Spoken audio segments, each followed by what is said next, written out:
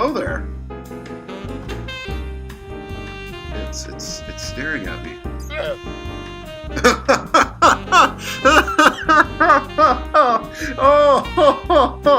Oh.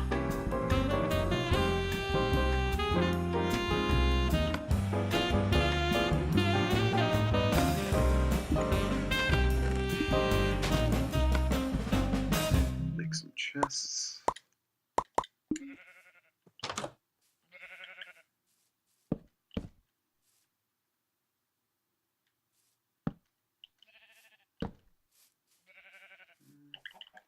Also put them right up against the... Oh, this might be cool. Bam, bam. Doesn't look as good as I thought it would look. That's okay. Actually, I can do something like this. Oh, yes!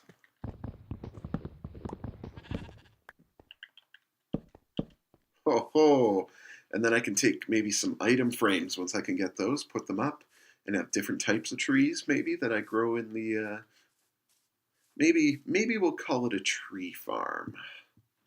There will be an orchard in the tree farm, but, or maybe we'll keep it an orchard, but we'll put different types of wood in each of these ones here. Different types of wood and different types of saplings, how about? So... we've got that. Looks like we got lots of oak wood. This could be like jungle wood, like once I get jungle wood. Sounds like a terrible disease. Oh, he's got the jungle wood. Doesn't sound good.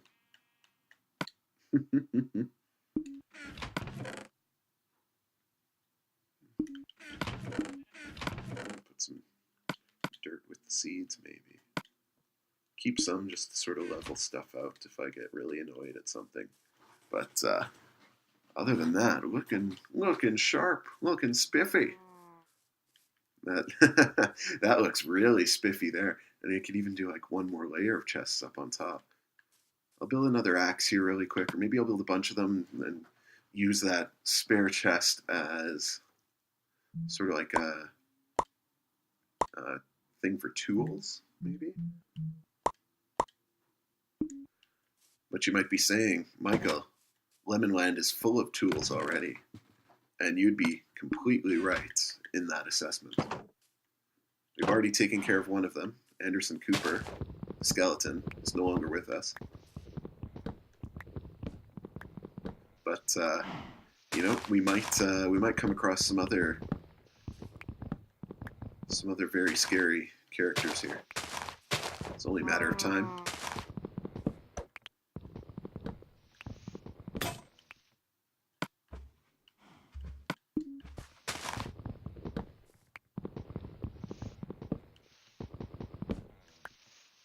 I don't know how a cow got in here. Like maybe like the same way that I think like this whole thing could be just like a giant trap for zombies and stuff. Like they'll probably walk over the edge and then not be able to get back out. That's okay though. Like I said, I'd rather zombies because they don't have like a ranged attack, whereas skeletons, especially on hard difficulty, can just like tear you to shreds. You know what? I just realized what that noise is. It's a llama. Like the llamas are around here somewhere. I can hear them. Oh, but it's dark. Oh my gosh, get out, get out, get out. Go back to the house. Go back to the lair.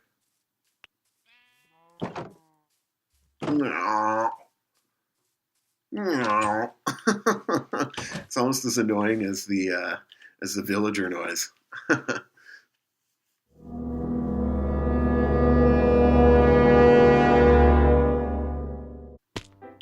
There we go. Bright and early. Going to cut down some trees.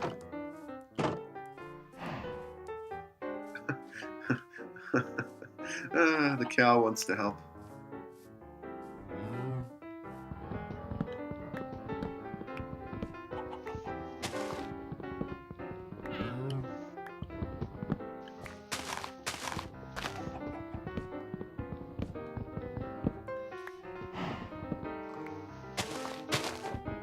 Chopping down trees. I can sort of hear now, it doesn't sound like the construction workers are outside anymore. They might have moved on. They're literally tearing up the entire road, the entire sidewalk. There's nowhere to park around here.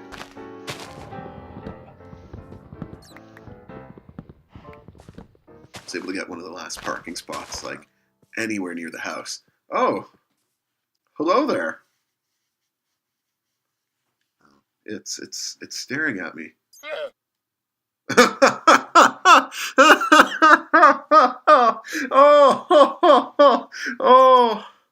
Oh my gosh. That was crazy. Oh,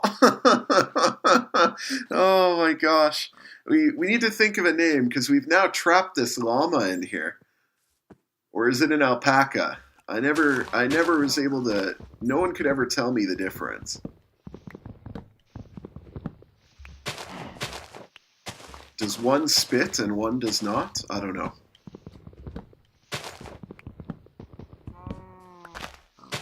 If you know the difference between llamas and alpacas, please let me know. Like, I will go Google this later, but, you know. So look at that. Oh, look at all the saplings we got. Perfect. Perfect. Perfect, cow. I still have to figure out how to make name tags. I don't know if you can make them in this, because I know I've seen them, but you might have to get them out of, like, chests. So, like, when we go spelunking, we might have to, like, find them in a dungeon or something. So I'll harvest some wheat here. That way we can wait for those leaves to turn into more saplings. We're like 20 saplings. That's pretty darn good. Check that. I hear the construction workers outside again. Sounds like they're scraping away with their backhoe there. Gonna create more bike lanes. Yeah. If you're in Edmonton, you know all about bike lanes. Very polarizing issue, actually. But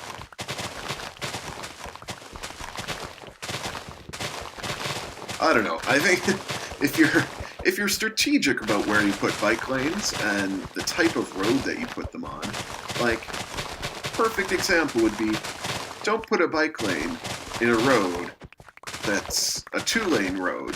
Like, cars going one way and then cars going another way. Like, one lane the other way.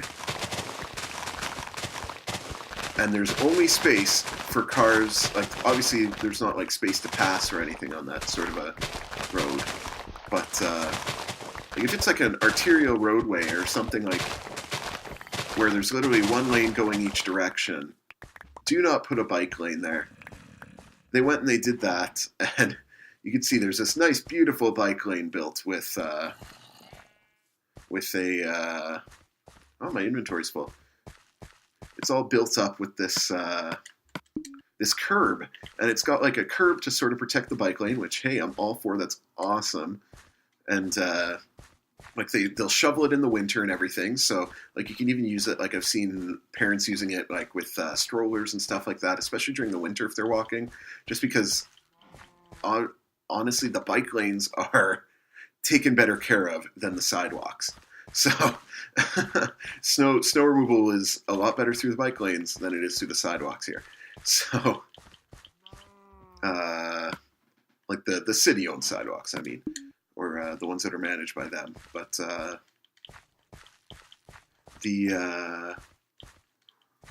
and even especially the ones that not everyone will be able to shovel their sidewalks right away anyways, but the bike lanes are sort of there, and they're, especially these ones that I'm thinking of, they're protected by a curb. But on this one road, it's terrible. There's a curb, and there's a bike lane on either side, so there's, you take that into account. You have to put a little median in between the bike lane and where the cars go, and you have one on either side going either direction. On a 2-lane road, you get one city bus going down that road, and you can't pass. Like, you shall not pass, literally. The city bus goes down. you can't go through the same narrow area at the same time. Even though it's 2 lanes across, you will not fit a city bus. You can barely fit 2 cars across in this thing. So if you're going to do bike lanes, obviously do them. It's great.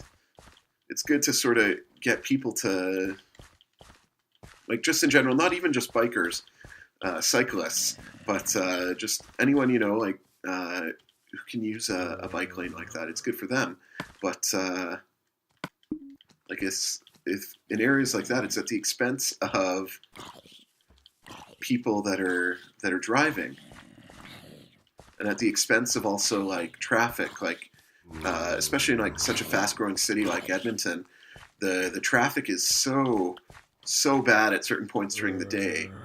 And there are certain areas where, like, now they're trying to make the LRT and everything, but traffic's just going to get worse.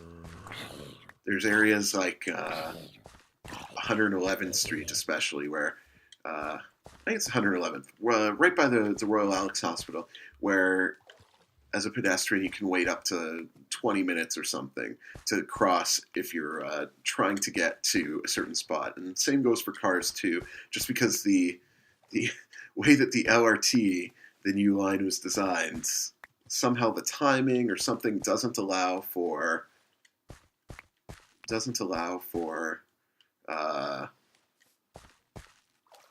like it doesn't allow for regular crossing or regular anything. Like, it's so, and I remember they had so much trouble just trying to get that up and running. And, like, so many times it was delay. But, and now they're building a new line too. That's literally, it's going to stop for traffic. Like, what is the point of a train or a subway that stops for traffic? You could take the bus. Like, if you're going to spend all this money on building a train, a light rail transit, then, like, use it. Use it for its purpose. Don't force it to stop for traffic. It should go faster than the traffic. But, I'm not a city planner. Obviously, they have a city planner that knows better, or you would hope.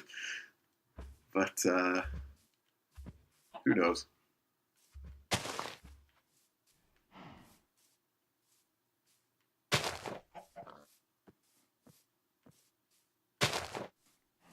I just hope they're not putting bike lanes out running right beside the house here.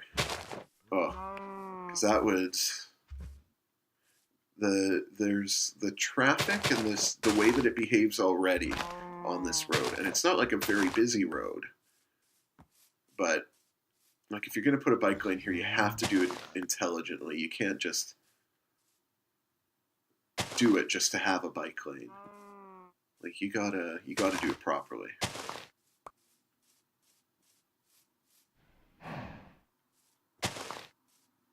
You gotta think about what you're doing too.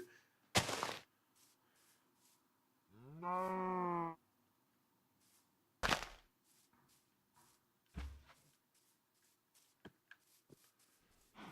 just plant some trees here and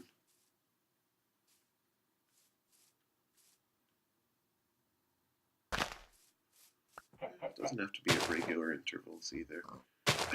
I feel like this is I know I don't have obsessive compulsive, but, like, it just bugs me so much to see this. It's terrible.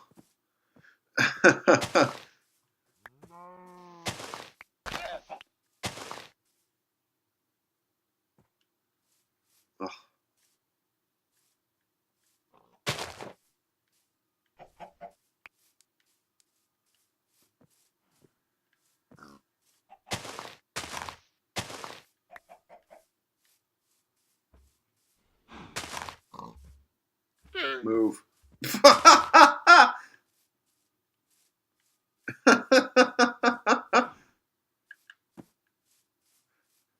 It just made the best noise ever when I ran into it there. That was hilarious.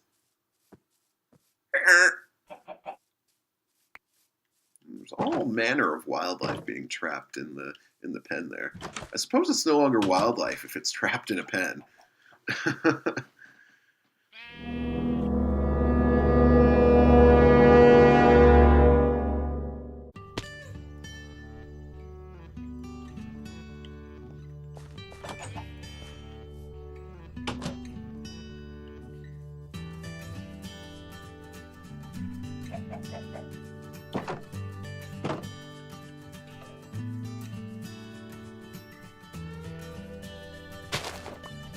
I feel like I'll get to a certain point here where I'll just, like, once I figure out name tags, that's one thing. I'm like, okay, you know, like, name tags will be one big thing that I'll try and this one 4x4?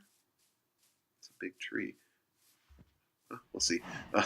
I feel like once I get name tags figured out, it'll be great, because then all of my animals will have names.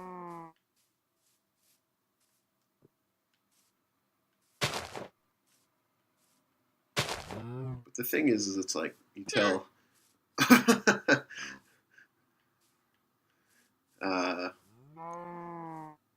like, on a farm or whatever, you're not supposed to name the pigs or name the cows, or at least the cows that you're raising for meat. Especially if you have children, because it's like, you don't want to name the animal that you'll be eating. For some reason, that could be a little bit traumatizing, well, especially as a child, I guess. That's one thing, though. I think at a certain point, you have to learn about life and death. On a farm, oftentimes, I think children will learn more about life and death. I don't know for fact, because I didn't grow up on a farm. But I can imagine and try and put myself in the shoes of someone who names an animal that you will then have to cut up and eat for sustenance. That can't at all be nice, to have to cut up your pet. Unless you're into that too, and that's not totally okay. But you know, to each their own. If you're the type that likes to cut up animals for absolutely no reason, or because it makes you happy, there's medication for that.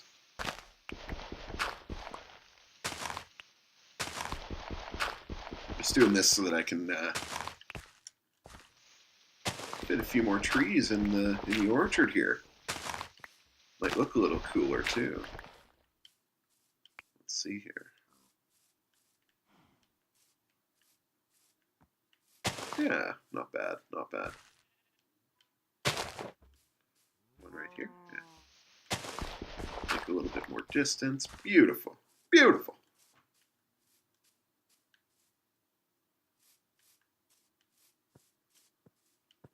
I think that's not too bad.